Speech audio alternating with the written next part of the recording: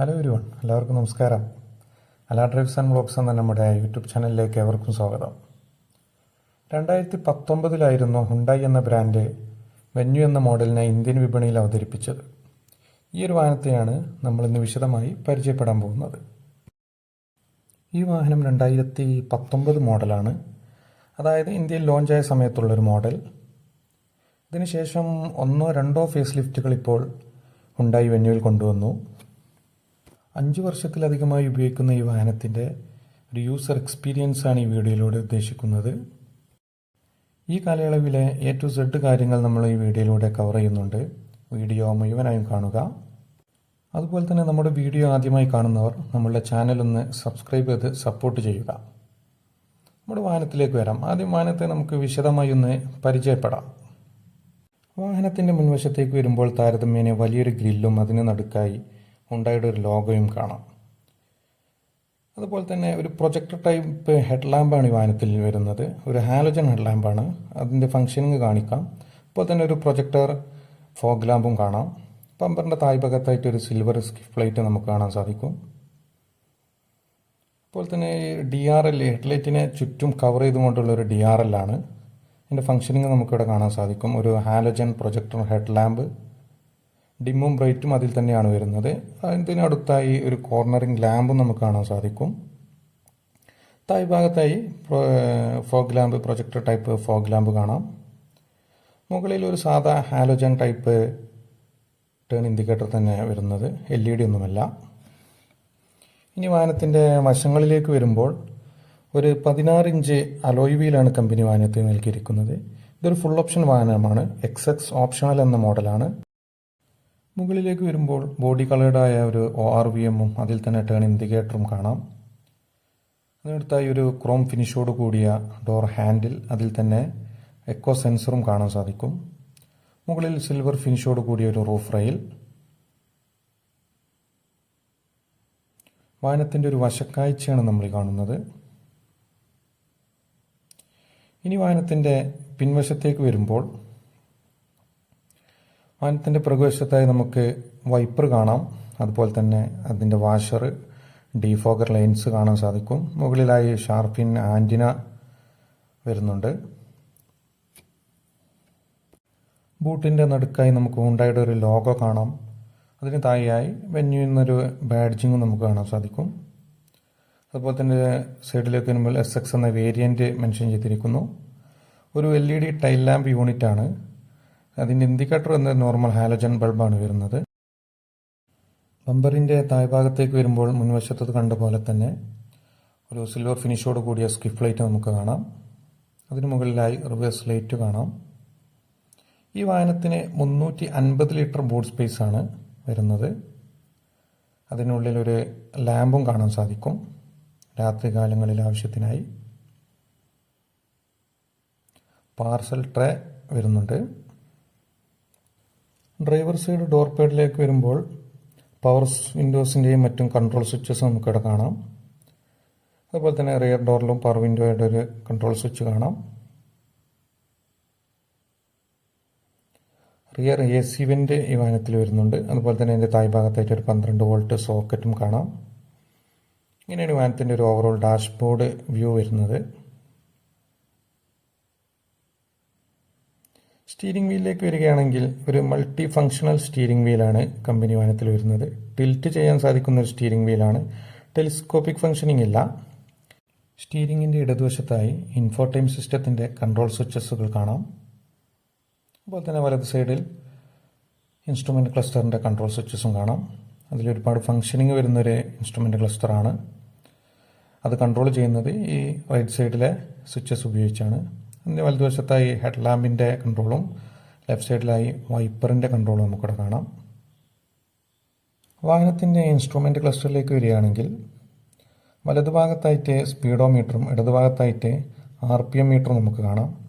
അതിൻ്റെ താഴ്ഭാഗത്തായിട്ട് ഫ്യൂൽ മീറ്ററും അതുപോലെ തന്നെ വണ്ടിയുടെ ഹീറ്റ് ഗേജും കാണാം. സെൻട്രലായിട്ട് ചെറിയൊരു MID കൊടുത്തിരിക്കുന്നു. അതൊരു മൾട്ടി ഇൻഫർമേഷൻ MID ആണ്. വാഹന സംബന്ധമായ എല്ലാ കാര്യങ്ങളും നമുക്കതിലൂടെ അറിയാൻ സാധിക്കും. കാണാം ഓരോ അതിൻ്റെ സെറ്റിങ്സും ഓപ്ഷൻസും ഒരുപാട് ഫീച്ചേഴ്സ് ആ ഒരു ചെറിയ MIDയിൽ കമ്പനി ഉൾക്കൊള്ളിച്ചിട്ടുണ്ട്. ഇവിടെ നമുക്ക് എൻജിൻ സ്റ്റാർട്ട് സ്റ്റോപ്പ് ബട്ടൺ കാണാം, ട്രാക്ഷൻ കൺട്രോളിൻ്റെ സ്വിച്ച് കാണാം, ഹെഡ്ലൈറ്റ് ഹൈറ്റ് അഡ്ജസ്റ്റ് മറ്റും കാണാൻ സാധിക്കും. ഈ ഒരു രൂപത്തിലാണ് വാഹനത്തിൻ്റെ AC വെൻറ്റിൻ്റെ ഒരു ഫിനിഷ് വരുന്നത്. സിൽവറും ഫിനിഷൊക്കെ അവിടെ കൊടുത്തിട്ടുണ്ട് AC വെൻറ്റിന് ചുറ്റും. ഇനി വാഹനത്തിൻ്റെ സെൻട്രൽ കൺസോളിലേക്ക് വരുമ്പോൾ, ഡാഷ്ബോർഡിൻ്റെ സെൻട്രൽ കൺസോളിലേക്ക് വരുമ്പോൾ അതിമനോഹരമായൊരു ടച്ച് സ്ക്രീൻ നമുക്കിവിടെ കാണാം. ഒരുപാട് ഫീച്ചേഴ്സോട് കൂടിയ ഒരു ടച്ച് സ്ക്രീനാണ്, ഒരുപാട് ഫങ്ഷനിങ് ഉണ്ട്. അതുപോലെ തന്നെ വയർലെസ് ആയിട്ട് ആൻഡ്രോയിഡ് ഓട്ടോ, ആപ്പിൾ കാർപ്ലേ എല്ലാം നമുക്ക് കണക്ട് ചെയ്യാൻ സാധിക്കും. വയർലെസ് സംവിധാനമാണ്. നല്ല റെസ്പോൺസീവായൊരു ടച്ച് റെസ്പോൺസൊക്കെ അത്യാവശ്യം നല്ലൊരു റെസ്പോൺസുള്ളൊരു ടച്ച് സ്ക്രീനാണ്. ഒരുപാട് ഫങ്ഷനിങ് ഉണ്ട്. അതിൻ്റെ താഴെ കുറച്ച് സ്വിച്ചസുകൾ കാണാം ഈ ഇൻഫോടൈൻമെൻറ്റ് സിസ്റ്റത്തിൻ്റെ.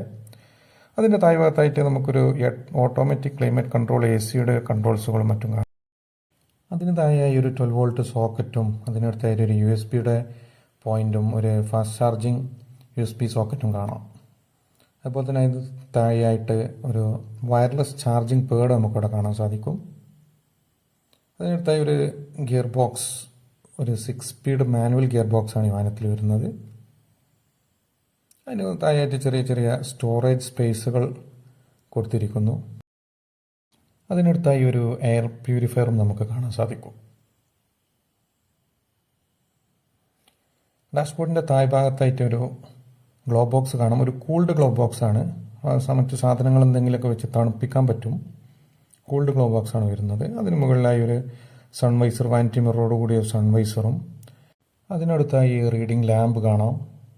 തൊട്ടടുത്ത് ഡ്രൈവർ സൈഡ് സൺവൈസർ, അത് വാനിറ്റി മിററൊന്നും വരുന്നില്ല, ഒരു ടിക്കറ്റ് ഹോൾഡർ വരുന്നുണ്ട് അതിൽ. അതുപോലെ തന്നെ ഒരു ഡൈനൈറ്റ് ഫംഗ്ഷൻ വരുന്നൊരു മാനുവലി അഡ്ജസ്റ്റ് ചെയ്യാവുന്നൊരു IRVM കൊടുത്തിരിക്കുന്നു. ഇനി റൂഫിൻ്റെ മുകളിലേക്ക് വരികയാണെങ്കിൽ ഒരു സൺറൂഫ് കാണാം. പാനോരമിക് സൺറൂഫൊന്നുമല്ല, എങ്കിലും അതിമനോഹരമായിട്ട് തന്നെ ഒരു സൺറൂഫ് അവിടെ ഇൻ്റഗ്രേറ്റ് ചെയ്തിരിക്കുന്നു. സൺറൂഫിൻ്റെ ഉപയോഗമൊക്കെ എത്രത്തോളം ഉണ്ട് എന്ന് കണ്ടറിയണം, എങ്കിലും മനോഹരമായിട്ട് തന്നെ അത് നൽകിയിരിക്കുന്നു. ഇനി വാഹനത്തിൻ്റെ എൻജിൻ റൂമിലേക്ക് വരികയാണെങ്കിൽ ഇതൊരു ഡീസൽ എഞ്ചിനാണ്, ഒരു 1.4 ഡീസൽ എഞ്ചിനാണ് ഈ വാഹനം വരുന്നത്. എൻജിൻ റൂമൊക്കെ നമുക്കിവിടെ കാണാം. വാഹനത്തിൻ്റെ ഡ്രൈവബിലിറ്റിയും ഓടിക്കാനുള്ള കംഫോർട്ടും മറ്റു കാര്യങ്ങളും നമുക്ക് വാഹനം ഓടിച്ചുകൊണ്ട് തന്നെ വളരെ വിശദമായി പറഞ്ഞു പോകാം. അതിൻ്റെ കൂടെ തന്നെ സർവീസുമായി ബന്ധപ്പെട്ട കാര്യങ്ങളും നമുക്ക് സംസാരിച്ചു പോകാം. ആദ്യം നമുക്ക് ഈ വാഹനത്തിലെ എഞ്ചിനെ ഒന്ന് വിശദമായി പരിചയപ്പെടാം.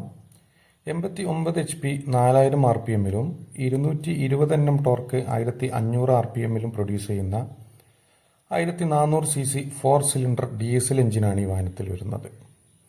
കമ്പനി ക്ലെയിം ചെയ്യുന്ന മൈലേജ് 23.7 km/ലിറ്ററാണ്. അതുപോലെ തന്നെ ഇതിൻ്റെ ട്രാൻസ്മിഷൻ നോക്കുകയാണെങ്കിൽ ഒരു 6 സ്പീഡ് മാനുവൽ ഗിയർ ബോക്സാണ് ഈ വാഹനത്തിൽ വരുന്നത്. ഇനി വാഹനത്തിൻ്റെ ഡ്രൈവിംഗ് അനുഭവത്തിലേക്ക് നോക്കിയാൽ നല്ലൊരു ഫൺ ടു ഡ്രൈവ് സമ്മാനിക്കുന്നൊരു എൻജിനാണ് ഈ വാഹനത്തിനുള്ളതെന്ന് പറയാം. ഇപ്പോൾ വെറുതെ ഒന്ന് വണ്ടി സ്റ്റാർട്ട് ചെയ്ത് ഓടിച്ച് ലക്ഷ്യസ്ഥാനത്തേക്ക് പോകുന്ന ഒരാളെ സംബന്ധിച്ചല്ല, മറിച്ച് ഡ്രൈവിംഗ് എന്ന ഒരു കലയെ മനസ്സിലാക്കി അതിനെ ആസ്വദിച്ച് വാഹനം ഓടിക്കുന്ന ഒരാളെ സംബന്ധിച്ചിടത്തോളം നല്ലൊരു സ്മൂത്തി ഡ്രൈവിംഗ് അനുഭവമായിരിക്കും വെന്യൂ സമ്മാനിക്കുക.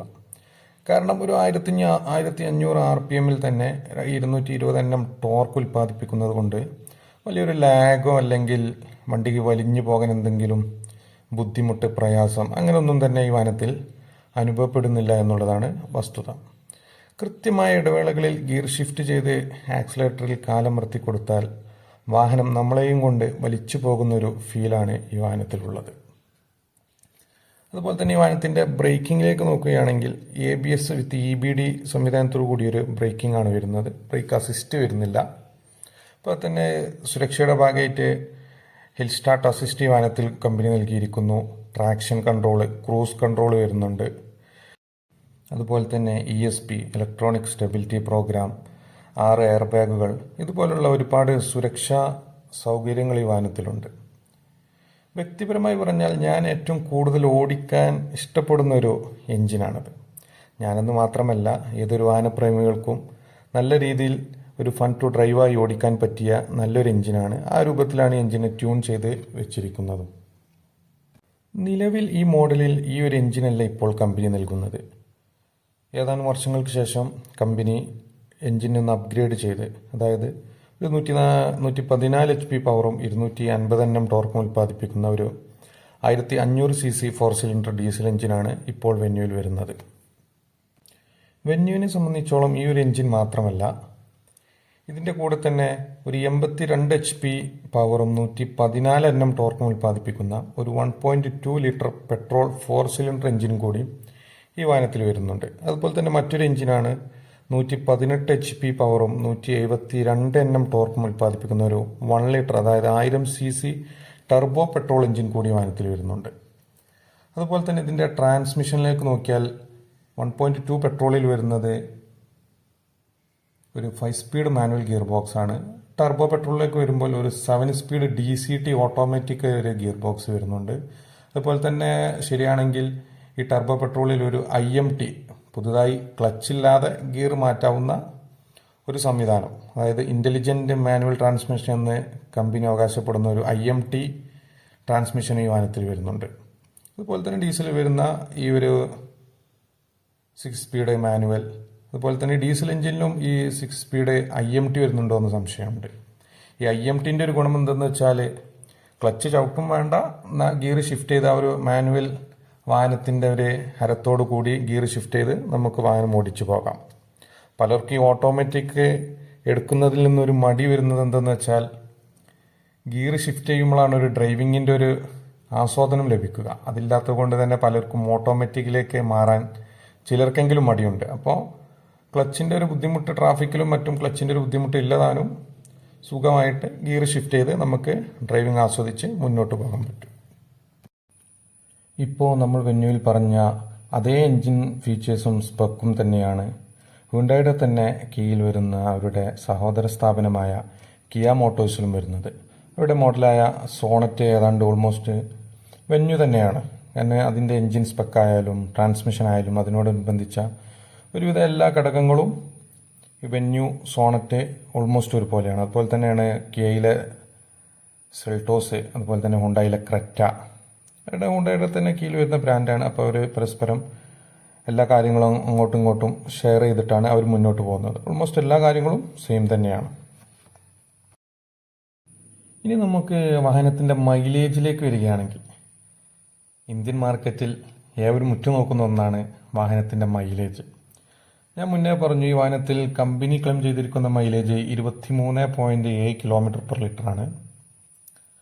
സത്യത്തിൽ ഓൺ റോഡിൽ നമുക്ക് ഈ മൈലേജ് കിട്ടുന്നുണ്ടോ, അതോ വളരെ കുറവാണോ? പല കമ്പനികളും മൈലേജ് 20ഉം 25ഉം അതിൽ കൂടുതലൊക്കെ പറയും. പക്ഷേ പ്രാക്ടിക്കലി റോഡിലേക്ക് ഇറങ്ങുമ്പോൾ 10, 15, 18, 14, 15 ആ ഒരു രൂപത്തിലാണ് വാഹനത്തിന് മൈലേജ് ലഭിക്കുക. പൊതുവെ പെട്രോൾ എഞ്ചിനിൽ കമ്പനി പറയുന്ന മൈലേജിനേക്കാൾ അത്യാവശ്യം കുറവായിരിക്കും ഏവർക്കും ലഭിക്കുക. പക്ഷെ ഡീസൽ എഞ്ചിനെ സംബന്ധിച്ചിടത്തോളം തെറ്റില്ലാത്ത നല്ലൊരു മൈലേജാണ് ഏതൊരു വാഹനം എടുത്താലും. ഡീസൽ എഞ്ചിനുമായി ബന്ധപ്പെട്ട് ഏതൊരു വാഹനത്തിലും കമ്പനി ക്ലെയിം ചെയ്യുന്നതിൻ്റെ അടുത്തുള്ള മൈലേജ് ഒരുവിധം എല്ലാവർക്കും കിട്ടുന്നുണ്ട്. ഇത് സിറ്റി ട്രാഫിക് ആ ഒരു കണ്ടീഷനിലല്ല, മറിച്ച് ദൂരയാത്രകളിലും മറ്റും ഹൈവേകളിൽ കമ്പനി ക്ലെയിം ചെയ്യുന്ന മൈലേജ് കിട്ടാറുണ്ട്. ഈ വാഹനത്തിൻ്റെ മൈലേജ് ഞാൻ പറഞ്ഞല്ലോ, നമുക്ക് റോഡിൽ ഇപ്പോൾ ഹൈവേയിൽ ദൂരയാത്രകളിൽ നമ്മൾ പോകുന്ന സമയത്ത് ഇതിൻ്റെ മീറ്റർ കൺസോൾ പ്രകാരം ആവറേജ് മൈലേജ് 23, 24 വരെ കാണിച്ചിട്ടുണ്ട്. അതും വിത്ത് AC. നല്ലൊരു കമ്പനി പറയുന്നത് അല്ലെങ്കിൽ അതിൽ കുറച്ച് കൂടുതലായിട്ട് ഈ വാഹനത്തിൽ മൈലേജ് ഇതുവരെ കിട്ടിയിട്ടുള്ളൂ. പക്ഷേ നമ്മുടെ ട്രാഫിക് കൺട്രോളും സിറ്റി മറ്റ് ഡ്രൈവിങ്ങിൻ്റെ രീതി, മൈലേജ് എന്ന് പറയുമ്പോൾ തന്നെ ഏതൊരു വ്യക്തിയും വാഹനം ഓടിക്കും. ഒരേ വാഹനം 10 ആളും ആ വാഹനം ഓടിക്കുകയാണെങ്കിൽ ആ 10 ആൾക്കും കിട്ടുന്നത് 10 തരം മൈലേജ് ആയിരിക്കും. കാരണം മൈലേജിനെ ആശ്രയിക്കുന്നത് വാഹനം ഓടിക്കുന്ന ആളുടെ ആ ഒരു സ്വഭാവത്തിനനുസരിച്ചാണ്. ഏത് രീതിയിലാണ് അവർ ആ വണ്ടിയെ കൈകാര്യം ചെയ്യുന്നത്, ആ രീതിയിലാണ് വാഹനത്തിന് മൈലേജ് കിട്ടുന്നത്. പക്ഷേ എനിക്ക് തന്നെ ദൂരയാത്രയിൽ വാഹനമായി പോയപ്പോൾ 24 km/ലിറ്റർ വരെ AC-യിൽ ആവറേജ് മൈലേജായി മീറ്റർ കൺസോളിൽ കാണിച്ചിട്ടുണ്ട്. നേരെ മറിച്ച് ട്രാഫിക്കുള്ള ഏരിയയിലും മറ്റ് സിറ്റി കണ്ടീഷനിലൊക്കെ 15+ തന്നെ ഈ വാഹനത്തിന് മൈലേജ് ലഭിച്ചിട്ടുണ്ട്. വളരെ നല്ലൊരു മൈലേജാണ് ഈ വാഹനത്തിൽ നിന്നും നമുക്ക് ലഭിച്ചുകൊണ്ടിരിക്കുന്നത്. ഇനി നമുക്ക് സർവീസുമായി ബന്ധപ്പെട്ട കാര്യങ്ങൾ നോക്കാം. ഏതൊരു വാഹനത്തെയും പോലെ ഓരോ 10,000 കിലോമീറ്റർ അല്ലെങ്കിൽ ഒരു വർഷം, ഇതിലേതാണോ ആദ്യം വരുന്നത് ആ ഒരു കാലയളവിലാണ് നമുക്ക് വാഹനം സർവീസ് ചെയ്യേണ്ടതായി വരുന്നത്. അതായത് ഓയിൽ സർവീസ് കോമൺലി ആയിട്ട് വരുന്ന engine oil, air filter, oil filter, diesel filter ഉണ്ടാവും, AC ഫിൽട്ടർ, അതുപോലുള്ള ഫിൽട്ടർ, മറ്റു കാര്യങ്ങൾ. പിന്നെ അതിൻ്റെ ഇടയിലുള്ള മേജർ സർവീസ്, ബെൽറ്റും കാര്യങ്ങളും മാറുന്ന സർവീസും കാര്യങ്ങളൊക്കെയാണ് ഒരു വാഹനത്തിന് വരുന്നത്. ഇതിൽ സർവീസിൻ്റെ കോസ്റ്റിനെ കുറിച്ച് ആദ്യം പറയുകയാണെങ്കിൽ വളരെ വലിയൊരു സർവീസ് കോസ്റ്റൊന്നും ഈ ഒരു വാഹനത്തിന് ഇതുവരെ വന്നിട്ടില്ല.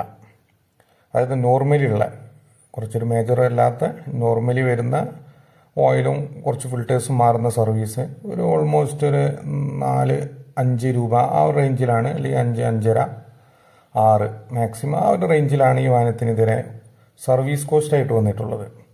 നമ്മൾ ഓർക്കണം, ഒരു 1500-1400 CC ഡീസൽ എഞ്ചിനാണ് ഈ വാഹനം.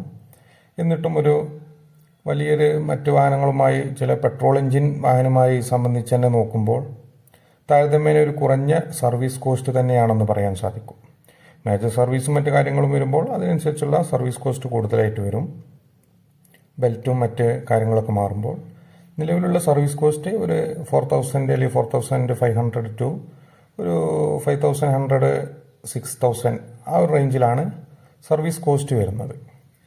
ഇനി സർവീസിലെ അനുഭവങ്ങൾ നിങ്ങളുമായി പങ്കുവെക്കുകയാണെങ്കിൽ അത്ര വലിയ മോശം അനുഭവങ്ങളൊന്നും ഈ ഒരു ഇത്ര കാലയളവിൽ സർവീസ് സെൻ്ററിൽ നിന്നുണ്ടായിട്ടില്ല, ഒറ്റപ്പെട്ട കുറച്ച് സംഭവങ്ങൾ ഒഴിച്ചാൽ മാത്രം. കാരണം ഈ സർവീസിൻ്റെ നല്ല അനുഭവം മോശം അനുഭവം നമുക്ക് വരുന്നത് എങ്ങനെ വെച്ചാൽ, നമ്മൾ ഈ ഒരു സർവീസിനുമായി ഏത് സർവീസ് സെൻ്ററിൽ ചെന്നാലും അവിടെ നമുക്ക് അറ്റൻഡ് ചെയ്യുന്നൊരു വ്യക്തി ഉണ്ടാവും, അതായത് സർവീസ് അഡ്വൈസർ.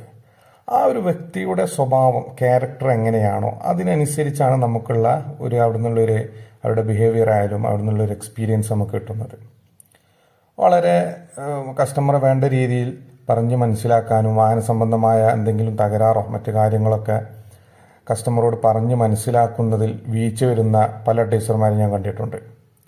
എന്തെങ്കിലും ഒരു കംപ്ലൈൻറ്റുമായി പോയാൽ അതിന് വ്യക്തമായൊരു മറുപടി, അത് പരിഹരിക്കാമെന്നുള്ള മറുപടിയോ മറ്റോ തരാതെ ഈ ഒരു വാഹനത്തിന് ഇങ്ങനെ തന്നെയാണ് എന്ന് പറഞ്ഞ് നമ്മൾ വേറെ വണ്ടി കൊണ്ടു നടക്കുന്നത് കൊണ്ടും സർവീസിലെ മറ്റു അനുഭവങ്ങളും ഇതിനു മുമ്പത്തെ വീഡിയോയിലൊക്കെ പറഞ്ഞിട്ടുണ്ട്.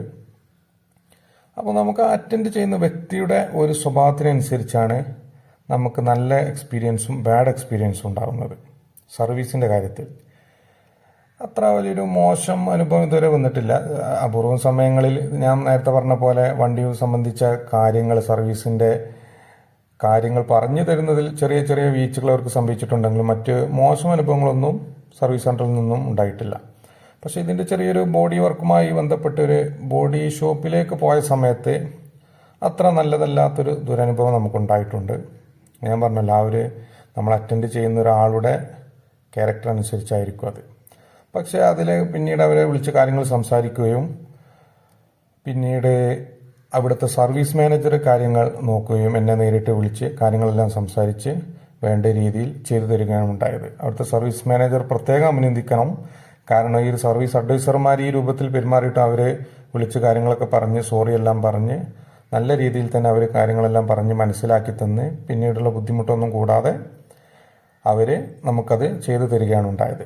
അവർ നമ്പറും തന്നു, ഇനി എന്താവശ്യം ഉണ്ടെങ്കിലും എന്നെ വിളിച്ചാൽ മതി എന്നൊക്കെ പറഞ്ഞിട്ട് ഒരു നല്ല രീതിയിൽ കസ്റ്റമർ എങ്ങനെയാണോ സാറ്റിസ്ഫൈ ചെയ്ത് വിടേണ്ടത് ആ രീതിയിൽ തന്നെ നല്ല രീതിയിൽ കാര്യങ്ങൾ പറഞ്ഞ് മനസ്സിലാക്കി ഹാപ്പി ആയിട്ടാണ് നമ്മൾ അവിടുന്ന് വിട്ടത്. കോമൺലിയുള്ള സർവീസിന് നേരത്തെ പറഞ്ഞ പോലെ അത്ര മോശം അനുഭവമൊന്നും ഉണ്ടായിട്ടില്ല. ഇത്രയും കാര്യങ്ങളാണ് ഈ സർവീസുമായി ബന്ധപ്പെട്ട് നിങ്ങളുമായി പങ്കുവെക്കാനുള്ളത്. അതുപോലെ തന്നെ നിങ്ങൾ ഉപയോഗിക്കുന്ന വാഹനത്തിൻ്റെ സർവീസുമായി ബന്ധപ്പെട്ട നിങ്ങൾക്കുണ്ടായ നല്ല അനുഭവങ്ങളായാലും മോശം അനുഭവങ്ങളായാലും അത് കമൻറ്റിലൂടെ നിങ്ങൾ എഴുതി അറിയിക്കുക, നമ്മളെ അറിയിക്കുക. എല്ലാവരും പല ബ്രാൻഡിൻ്റെ ഒരുപാട് മോഡലുകൾ ഉപയോഗിക്കുന്നവരായിരിക്കും. അപ്പോൾ നിങ്ങളുടെ സർവീസ് അനുഭവങ്ങൾ പങ്കുവെക്കുക. അപ്പോൾ നമുക്കറിയാൻ സാധിക്കും ഏതെല്ലാം കമ്പനിയിൽ ഏതെല്ലാം രീതിയിലാണ് അവർ കസ്റ്റമേഴ്സിനെ ട്രീറ്റ് ചെയ്യുന്നതെന്നും മറ്റുള്ളവർക്കും കമൻറ്റിലൂടെ അറിയിക്കുമ്പോൾ മറ്റുള്ളവർക്കും അത് മനസ്സിലാക്കാൻ സാധിക്കും. എല്ലായിടത്തും ഒരുപോലെ തന്നെയാണോ അതോ പല കമ്പനികളിലും നല്ല രീതിയിൽ കസ്റ്റമേഴ്സിനെ പറഞ്ഞ് മനസ്സിലാക്കി കാര്യങ്ങൾ ചെയ്തു വിടുന്നുണ്ടോ, എല്ലാം നമുക്ക് നിങ്ങളുടെ അനുഭവങ്ങൾ കമൻറ്റിലൂടെ അറിയിച്ചാൽ എല്ലാവർക്കും അത് മനസ്സിലാക്കാൻ ഉപകാരപ്പെടും. അവസാനമായി നമ്മുടെ ഈ വീഡിയോയ്ക്ക് ഒരുപാട് കുറവുകളും പോരായ്മകളും തെറ്റുകുറ്റങ്ങളും എല്ലാം ഉണ്ടാകും. നിങ്ങൾ ക്ഷമിക്കുക. അതുപോലെ തന്നെ നിങ്ങളുടെ അഭിപ്രായങ്ങളും വിലയേറിയ നിർദ്ദേശങ്ങളും കമൻറ്റിലൂടെ അറിയിക്കുക. ഈ വീഡിയോ നിങ്ങളിലേക്ക് എത്തിക്കാൻ അതിമനോഹരമായൊരു സ്ഥലം തന്നെയാണ് ഞാൻ തിരഞ്ഞെടുത്തത്. ഏതായാലും ഈ വീഡിയോ നിങ്ങൾക്ക് ഇഷ്ടപ്പെട്ടാൽ ഒന്ന് ലൈക്ക് ചെയ്യുക. അതുപോലെ തന്നെ ഈ വീഡിയോ മറ്റുള്ളവർക്ക് ഷെയർ ചെയ്തും കൊടുക്കുക. ഏതായാലും വീണ്ടും കാണാം. കാണുന്നത് വരെ എല്ലാവർക്കും നന്ദി, നമസ്കാരം, ഗുഡ് ബൈ.